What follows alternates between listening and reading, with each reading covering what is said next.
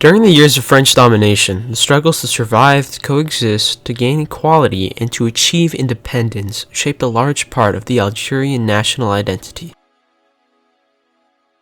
In Part 1, we will review the key players in the French invasion of Algeria in 1830 and what life became like upon colonization, along with the first resistance movements. Emir Abdelkader was born in northwestern Algeria in 1808 to an Islamic family. He was described as a gifted student. Returning from the pilgrimage to Mecca in 1830, his homeland would be invaded by the French in a few months. Doing his best to unite different Algerian tribes to resist the colonization of the French, Emir Abdelkader made a name for himself in the 19th century, internationally as a patriot and an icon of Algeria. Through his struggles against France, his enemy, he showed them kindness and his humanitarian instincts, treating his French prisoners the same way as his own Algerian men, by giving them food and medical attention, along with respect. When he was near his death in 1883, the New York Times called him one of the few great men of his time. The main goals for the French king, Charles X, and the conquering of the area were to increase his popularity and to end Barbary privateering. Algeria didn't have a clear labor system, so there was no change brought in that aspect, at least immediately. More on that later. However, Algeria's imports and exports skyrocketed from the £175,000 just before the invasion to $5 million 20 years later due to foreign trade. After the initial invasions by the French of Algeria came a peace treaty named the Desmichelles Treaty, which would cede territory back to Algeria as to establish peace in the region.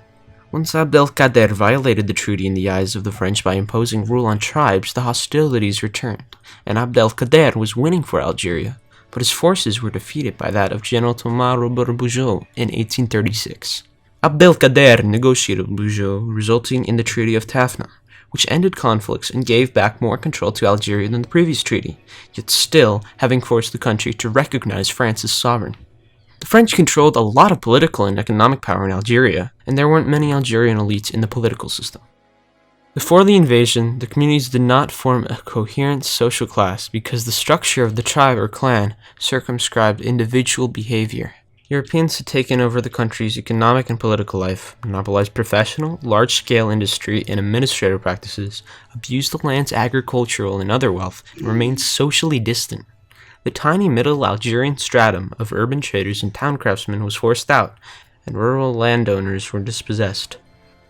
A small but powerful French-speaking indigenous elite was formed, made up of Berbers, mostly Kabyles, so the French government favored the Kabyles. About 80% of indigenous schools were constructed for them.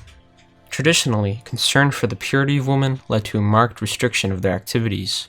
Women spent most of their lives behind their courtyard walls or visiting other women in similar courtyards.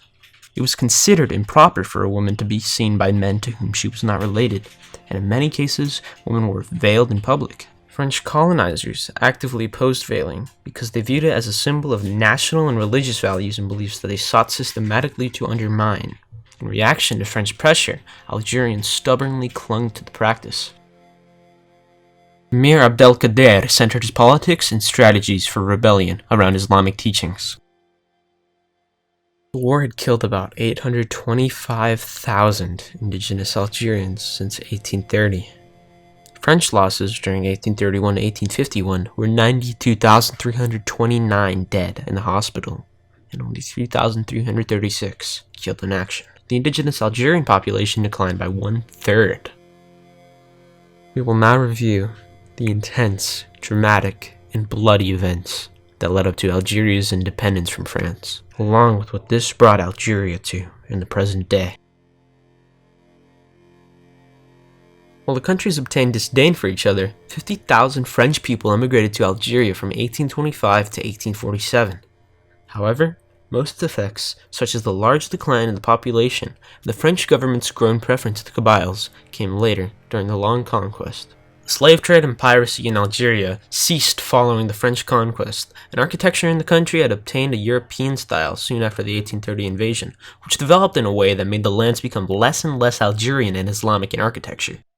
After his renewed resistance, Abdelkader surrendered to French forces in 1847, and there weren't many efforts as grand as his in resisting the French.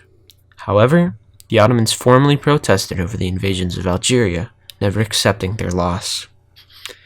In April 1871, 250 tribes, 1/3 of the Algerian population, rose up in the most important revolt since that of Abd el-Qadir, but it wasn't won by Algerians, as the revolt had faded upon the capture of the proclaimer of the war and his family.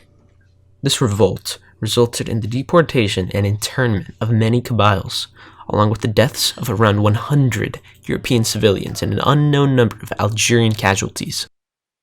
In the beginning of World War II, Algerian Muslims rallied to the French side as they had done during World War I.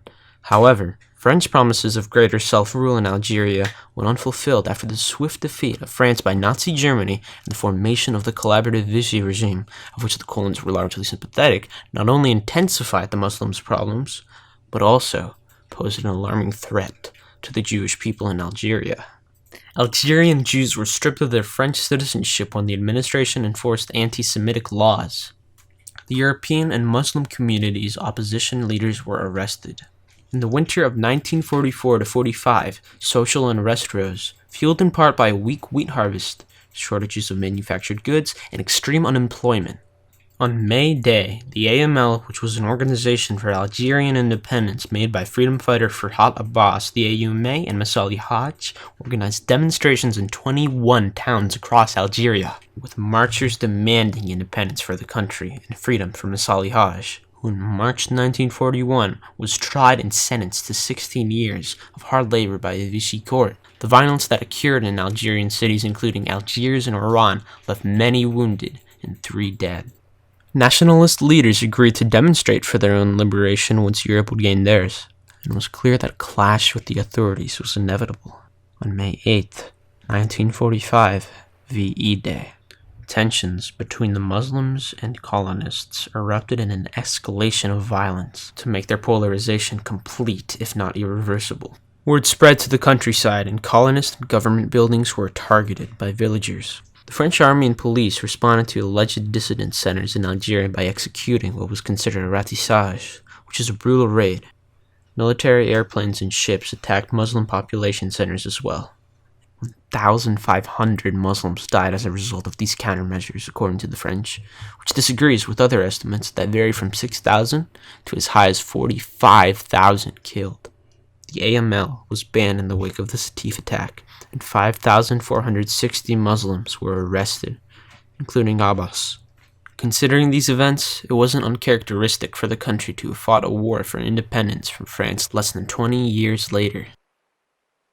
In the early hours of November 1st, 1954, guerrillas of the FLN, which took responsibility for the political direction of the revolution, conducted attacks on military buildings, police stations, factories, communications facilities, and public services in different areas of Algeria. From Cairo, the FLN broadcast a proclamation calling on Muslims in Algeria to join in a national struggle for the restoration of the Algerian state, sovereign, democratic, and social within the framework of the principles of Islam. Tensions came to a head in 1954 when the first violent events of what was later named the Algerian War began. It was estimated by historians that between 30,000 and 150,000 Harkis, French Muslims of Algerian descent who supported French Algeria during the war, and their children were killed by the FLN, who used hit-and-run attacks in Algeria and France as part of its war, or by other lynch mobs. The French conducted brutal reprisals, which as an act of revenge was the forcible capture of a foreign subject or his property. This war led to the uprooting of more than 2 million Algerians, along with the death and injury of hundreds of thousands of them. However, historians state that the actual number of fatalities during the war was far greater than official French estimates, at 700,000. The war against French rule ended in 1962, when after the Evian agreements of March 1962 and the self-determination referendum of July 1962, Algeria achieved full independence. Some estimates put the Algerian death toll at over 10 million during French colonial rule. There were many different Algerian groups that all had the same goal of advocating for the rights of Algerians and/or Muslims. However, they differed in the methods they would go by achieving equality in those rights. Groups like the FEI were pro-French and wanted to assimilate with France to achieve rights, while the North African Star, for example, was the first group to call for the independence of Algeria. Sadly, these differences led to conflicts between the movements, like the later MTLD, who firmly opposed the proposal of federation by Abbas. Running down the list, we see the PPA, founded by Missali Haj, who was involved in many of the groups including the Star, which was banned in 1929 and operated underground until 1934, when the circulation of its newspaper reached 43,500. Afterwards, he returned to Algeria to unite urban workers and peasant farmers, and in 1937 founded the PPA, Party of the Algerian People, to mobilize the Algerian working class in Algeria and France to improve their situation through political action. For Ahmed Missali Haj, who iron-handedly governed the PPA, these goals were inseparable from the fight for a sovereign Algeria that would combine socialist and Islamic ideals. Next is the AUMA, the Reformist Ulama, a body of Muslim scholars founded the Association of Algerian Muslim Ulama in 1931 under the charismatic leadership of Sheikh Abdelhamid Ben Balis. Even though their support was concentrated in the Constantine region, the AUMA struck a reactive chord among the Muslim masses, which was stronger than that of other nationalist organizations. The colonial authorities replied in 1933 by denying Islamic reformers permission to preach in official mosques, as they gained popularity and influence. The French opposed any reform effort, no matter if it was instigated by integrationist or nationalist groups. While the reaction to the nationalists in Paris was divided, the pro-French Algerians like the FEI were seen by French liberals as the only possible channel for diffusing political power in Algeria, disparaging Missali Haj for populist rhetoric and the AUMA for religious demagoguery. However, the French government was faced by the monolithic refusal of compromise from the leaders of the European community in Algeria in opposing any devolution of powers to Muslims, even to pro-French Evolui. The National Assembly, the bureaucracy, the armed forces, and the business world, the colonists had powerful allies, and were helped in their opposition by their nearly total control over the Algerian government and police. Upon numerous acts of political protest, the government passed more restrictive laws that governed public order and security. But in 1936, French socialist Léon Blum, appointing Maurice Violette as his Minister of State, became the premier in a Popular Front government. From this change in the French government, the Ulama saw a new attitude in Paris that would favor their agenda, so they joined forces with the FEI. Representatives of reform groups such as the FEI and the Algerian Communist Party, or PCA, met at the First Algerian Muslim Congress in 1936, while Missali Haj and the Star were not invited due to their more radical program. The Congress drew up a long charter of demands which called for the abolition of laws against the implementation of the political integration of Algeria and France, Muslims acquiring French citizenship, fusion of European and Muslim education systems in Algeria, freedom to use Arabic in education and the press, equal wages for equal work, land reform, establishment of a single electoral college, and universal suffrage.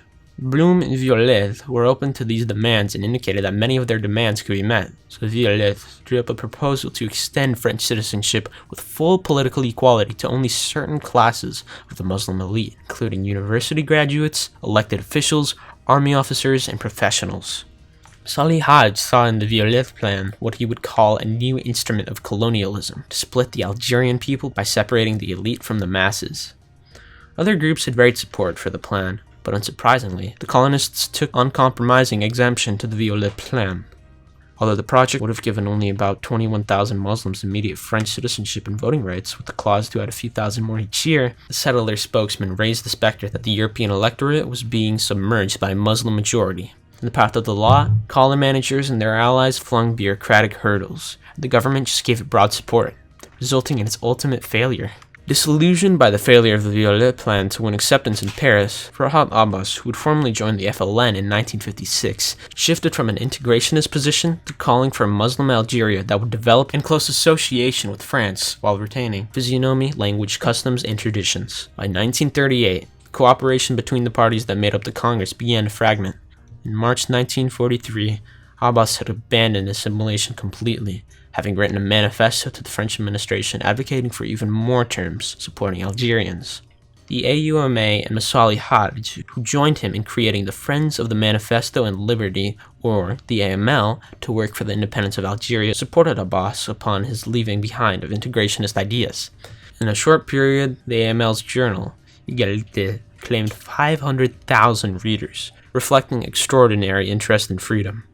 In 1946, Abbas founded the Democratic Union of the Algerian Manifesto, the UDMA, in order to assert his manifesto's demands when he left the AML's alliance with the PPA and AUMA. The just-released Hajj returned to Algeria and formed the Movement for the Triumph of Democratic Liberties, MTLD, which rapidly attracted adherents from a large cross-section of society. The MTLD, committed to an unambiguous democracy, strongly rejected Abbas's federation proposal. The OS was made within the MTLD in 1947 by Hossein Ait Ahmed. It would be used to conduct terrorist organizations when authorities suppressed political protests through legal channels. Ait Ahmed was later replaced as head of the OS by Ahmed Ben Bella, who created the Cairo-based CRUA to replace the OS when it was broken up by French police.